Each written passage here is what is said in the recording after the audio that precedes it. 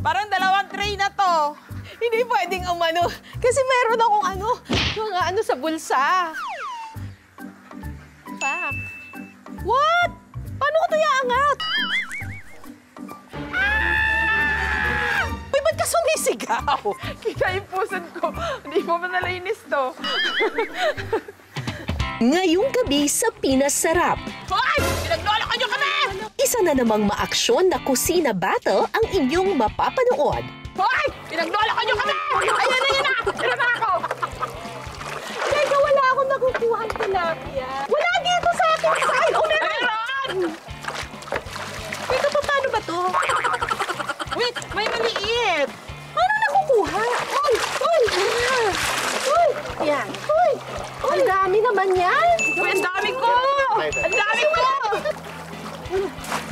Wala siyang huli. Bigay ko na lang yung one. Yan. Ang aking makakabangga, For chicken, it's the same thing, right? ang personal assistant turned artista na si Moy Marcampo. Pero ngayong gabi, hindi sa pag-arte magpapakitang gila si Moy, kundi sa iba't ibang farm challenges at pati na rin sa pagluluto. Ganitong mimas, no? Durog na ito mamaya.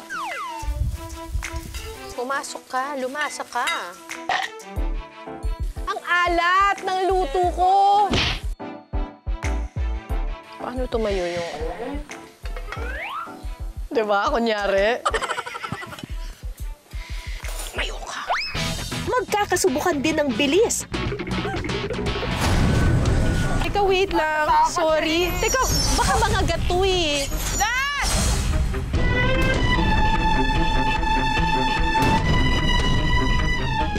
Hey! Naka lang! Huwag ka naman ako! Diskarte at lakas. Kalimutan kong ano yung Talo ka na! Talo ka na! Oh my God! Dito sa Kusina Battle, San Luis, Pampanga Farm Edition.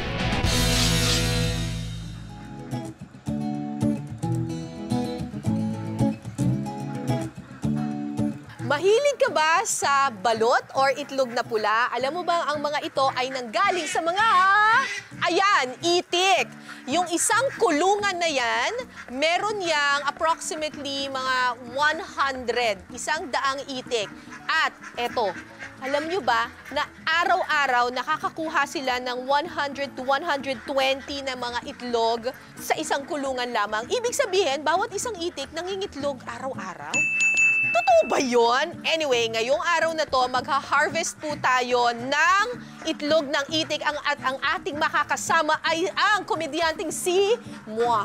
Moy talaga! Ay, ito na nga, nandito ako Si ngayon Moy. kasi binibilang ko kung tama ba yung sinabi mong 120. O ilan? Ilan na? Parang hindi pa ako umabot dun, pero ang dami pa rin niya. Pero may baby, oh. Ay, may baby. May prito daw niya, idol. O ilan na? Ang nabilang Parang mo. nasa 30 plus pa lang ako, is marami pa doon. Baka sakto nga yung 120. 7 challenge ang aming paglalabanan. 1 point ang katumbas ng bawat challenge. Ang may pinakamaraming puntos, tatanghaling Kusina Battle Champion. Para sa unang challenge, paunahan kami ni Moy na maghakot ng mga itlog at makapuno ng 3 tray. Nangunguha kami ngayon ni Moy ng itlog. Mahilig ka ba sa itlog? Sobra. Sobra. As in, every morning, kinakain ko 2. So, ang challenge para sa amin ngayon ay pabilisang makapuno ng 3 tray ng itlog. Yes. Papunta ron. Anong strategy mo? Ewan ko. Strategy, bahala na. Bahala na. Cara versus Moy, simulan na ang laban. Game! Yes, yes. Kahit ano. Basta wag lang mabasag. Huwag lang mabasag. Okay. Pwede bang kumasya na dito yung 100, charot? Ay, Parang hindi, wait matuluwag lang. yung damit mo, ah. Hindi, meron ka pang ang hoodie eh. Kubarin mo na yan, Ay, charot. wala ako. Bra lang to. Parang ko lalakad dito. Parang puro na agad yung ano. Halika na. Pwede na yan, go.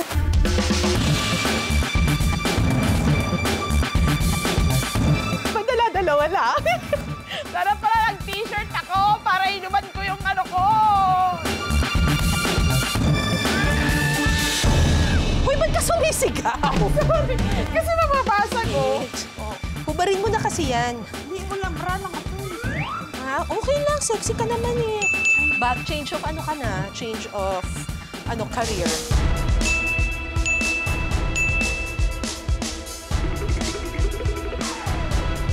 Sorry. Game na game sa mga hamon si Moy. Super competitive, ha?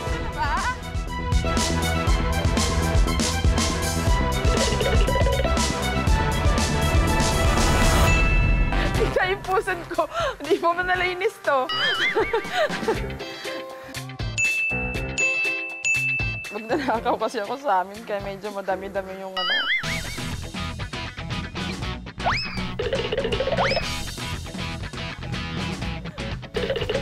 Dito na ako! Bato, nakalimutan ko. Bakit? Kalimutan kong anuhin yung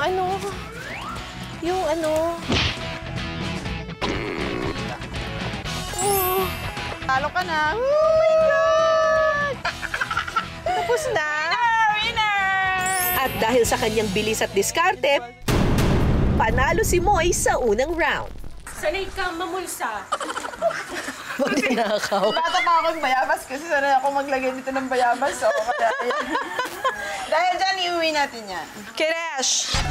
Sa next challenge naman, paunahan kami ni Moy na makagawa ng mixture na gagamitin sa pagbuburo ng mga itlog. Sa paggawa ng mixture, kailangan maghakot ng putik at isalin ito sa isang lalagyan. Titimplahan ito ng asin at saka ihahalo ang itlog ng itik. Kung sino ang unang makatapos, panalo sa round 2. Round 2, let's go! Ready? Ready? Let's do it! Let's do it! Ay! Pala. Parang lugaw. Kalahating timba daw, di ba?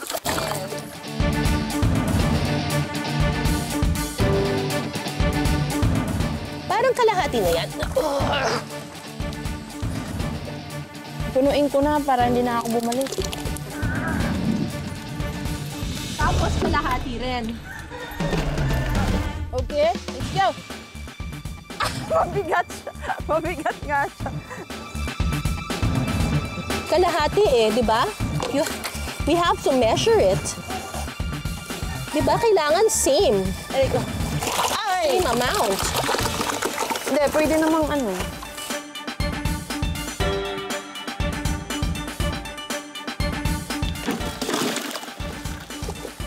Di ba? Tapos hahaluin mo.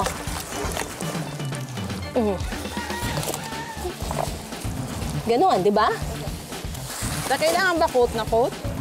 Ayan, coat. Parang bato yung asin nila. Parang, Yay! Uy! ayan, pati yung mga blocky-blocking asin, nilagay ko na.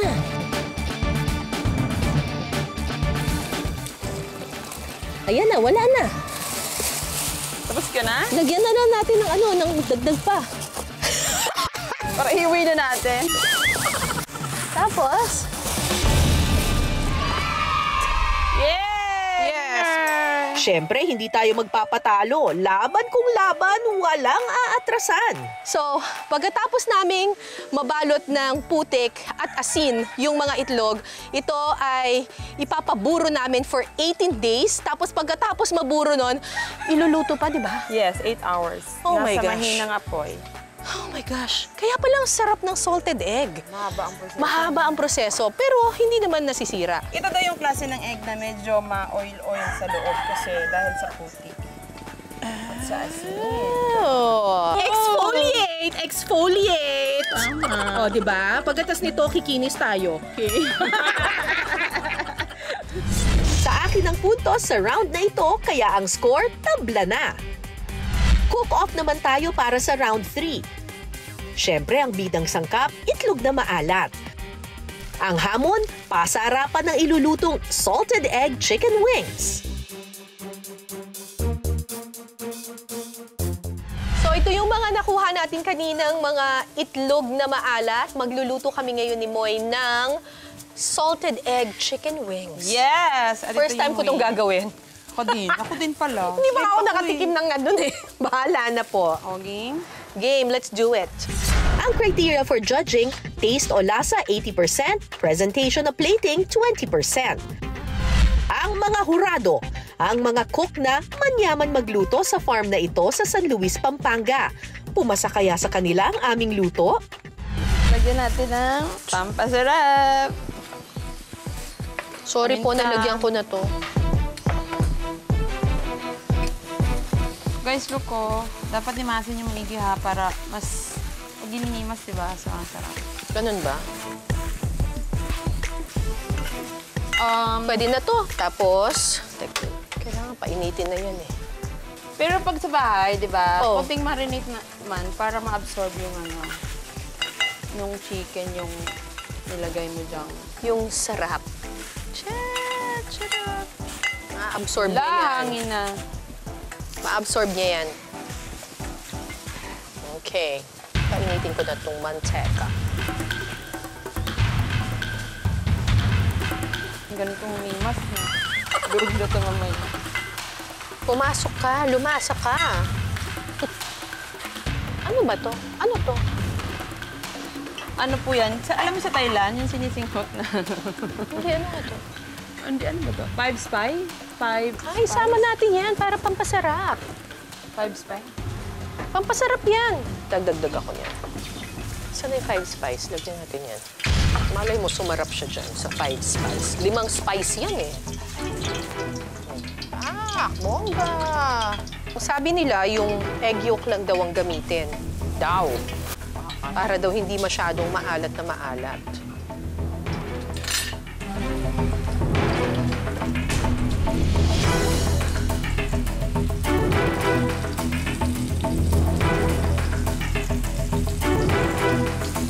Lublob natin.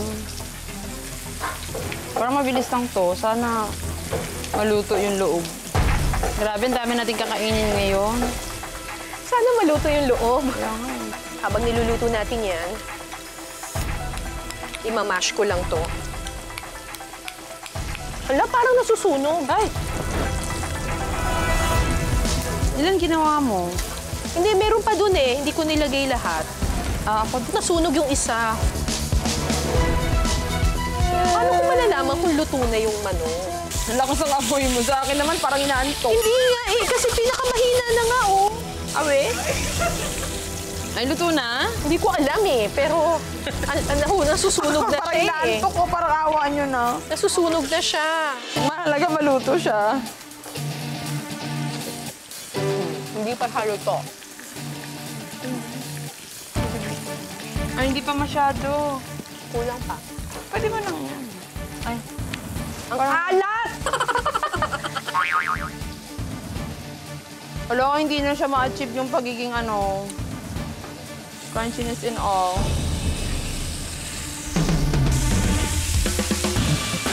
Pwede na tayo magtinda. Marunong na tayo.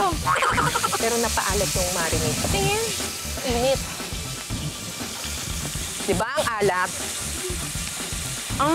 Hindi naman. Ha? Kaya pa. Medyo pala. Sa dulo. Oo, maalat siya. Mahalaga ang pagkakaprito ng manok, pero nagkakatalo daw talaga sa sauce. Ito raw kasi ang nagbibigay ng masarap na lasa. Ano pa, Babos? Sandali lang. Ay, hindi ko pa nga natitimplahan eh. Buo pa nga yung buo po pa yung salted egg eh. First time ko kasi ngayon eh. First time ko itong gagawin sa buong buhay ko. Let's see kung luto na. Wait lang. Parang hindi pa. Okay. Go for the gold. Sunog din bawang, mapapait. Wala na yung kasi salted egg. Nandiyan na nga eh. Hindi ko nga rin alam. Pero pala, hindi ni lahat yung Butter. Nilagay ko lahat yung butter eh. Kaya ngayon sobra siyang mantika. Unti-unti siguro. Ito na ba yun? Ito na yun, di ba? Konti lang.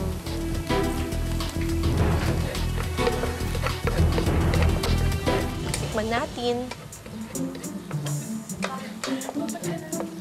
Ganun lasa ng itlog maalat. Para mapait-pait siya. Parang kulang ng alat. Sa akin naman nampakaan. Kulang ng alat pa. Ganyan na pinagsili para mabalance yung lasa. Ito na po yung nagre-remedyo na po kami. Kasi hindi na po namin alam kung ano itong niluluto namin.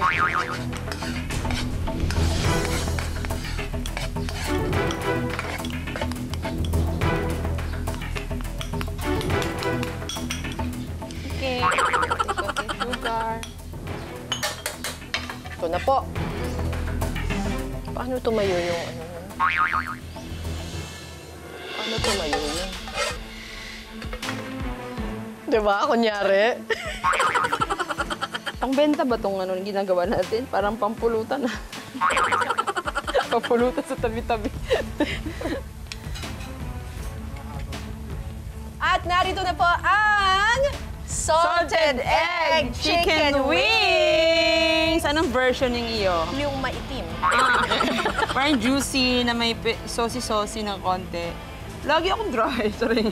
Ito naman sa akin, medyo spicy with sprinkled of curry, whatsoever. Ayan. So, tikima na!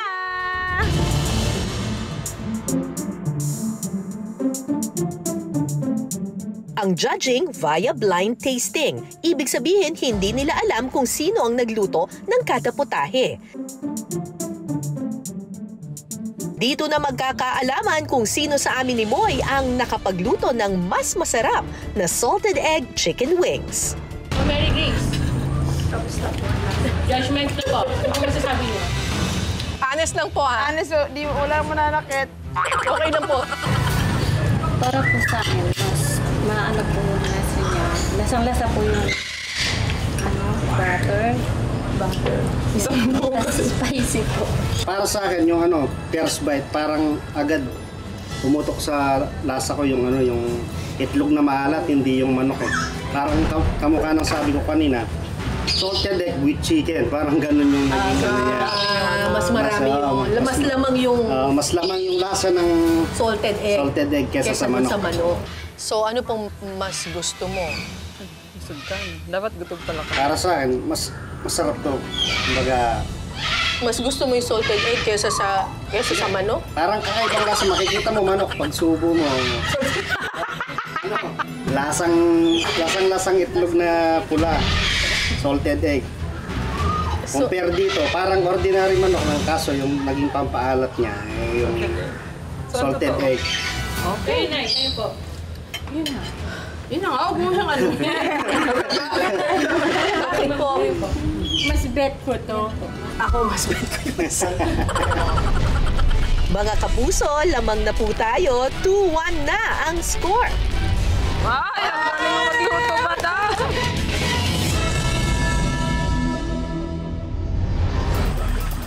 Pero hindi pa rin natatapos ang mga hamon.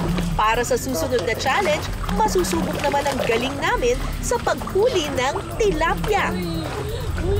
Bababa na po kami. Aray! Sa fourth round, paramihan kami ng mahuhuling tilapia sa loob ng 3 minuto. Okay, tilapia, where are you? Uy!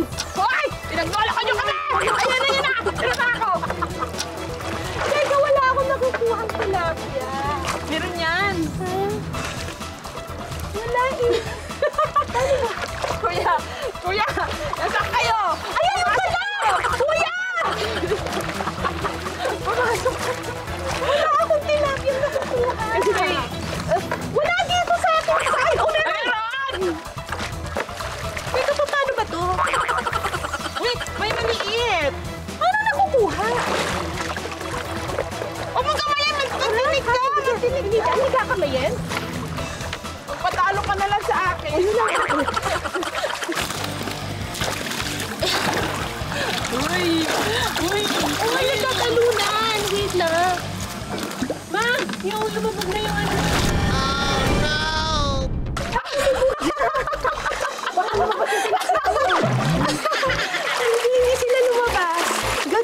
Bilis! Hindi sila lumabas. Huwag kayong tatakas, ha? Ang dami dito! Ang dami dito! Uy! Uy! Uy! Yan. Uy! Uy! Ang laki! Ang dami naman yan! Uy, ang dami ko! Ang dami ko! Dito sa space ko. Winner na ako, winner! Wala dito. Ayan, oh! Isa lang. Where are you? Mamaya nasa ilalim ka na ng lambat, ha? Yun na. Mga kapuso, break muna tayo sa mga challenge. Ipagluluto raw muna kami ng isa sa paboritong ulam ng mga Kapampangan. Ang kalderetang tilapia. Maglalagay tayo ng mantika, syempre. Ayan. Tapos, itong ating main dish, tilapia. Ayan, lalagay na natin.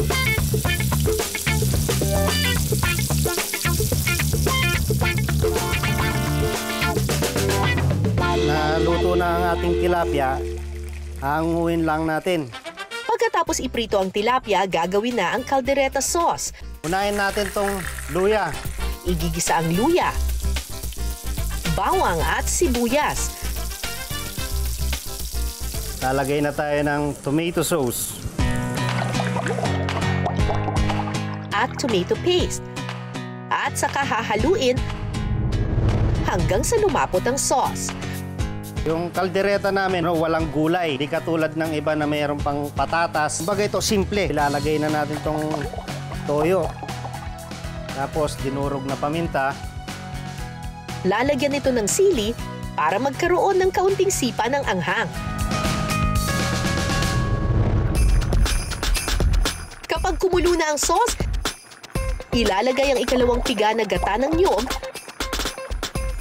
at saka muling pakukuluin. Para creamy. Kung gusto nyo nga pala, medyo sumarap pa ng pwede rin lagyan ng konting patis. Konting-konti lang naman. Tapos, ilalagay na natin ang ating tilapia. Kapag lumapot na ang sauce, ready to serve na ang kalderetang tilapia. Tikiman time na! First time ko itong makakatikim ng ganito. Ako din. Kalderetang tilapia. Yes. Usually, pag kaldereta, baka. Ay, pork ba? Pork? Minsan, pork, oo. Or baka most of the time. Pero ito, tilapia. Tikman na natin. O sige, tikman natin kung anong lasa. Mukhang tomato sauce ang ginamit, ano? Tsaka pinong-pino.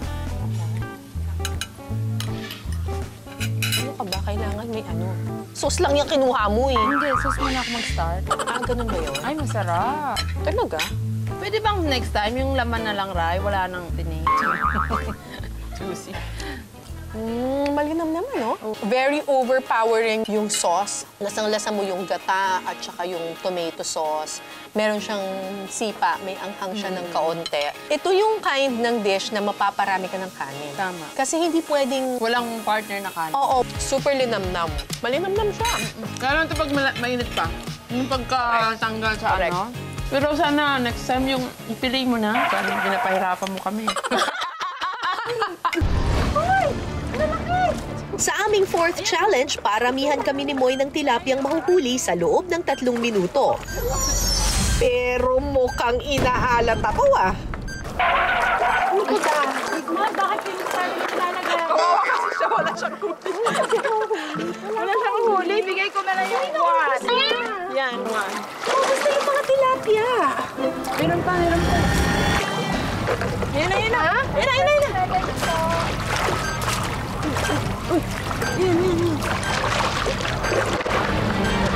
Okay. Time's up! Winner ako. Oh my God! Obvious naman kung sinong winner. Dami mo nakuha! My God! Huwag yun ang timpangin. My God! Tingnan mo naman yung itsura. Ginagawa mo? Ba't mo tinatapon? Hindi, kasi may maliliit. Kawawa. Ilang kilong tilapia kaya ang aming nakuha? 8 kilos! Wow! Look at that! Ako. Okay? Maliit mo eh. Joke lang po. 5 kilos lang po ako. After 4 rounds, score check ulit tayo. Ang score, 2 points kay Moy, 2 points sa akin. It's a tie. Teka, wait lang. Sorry. Teka, baka mga gato eh. Sa part 2 ng aming Kusina Battle, San Luis, Pampanga Farm Edition. Uy, ang hirap nito! Promise! Mas marami pang maaksyon na hamon ang ibibigay sa amin. Nawawala! Alas mo, lumabog na. Uy, nakulunay na dito. Maandar. Palalim na ng palalim. Maandar kayo. Lahat ng yan, abangan sa susunod na Sabado, dito lang sa Pinas Sarap.